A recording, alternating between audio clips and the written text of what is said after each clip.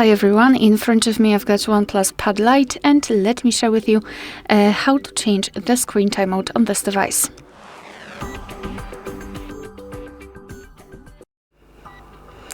So let's begin with opening the settings, and here in this, let me go back.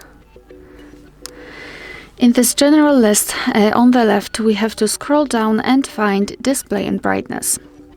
Then let's scroll down again and find the auto screen off option. And as you can see here, we've got some options from which we can choose.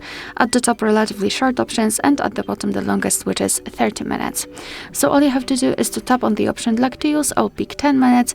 And as you can see, it is immediately notified right here, which means that from now on, after 10 minutes of an activity, this device will black out.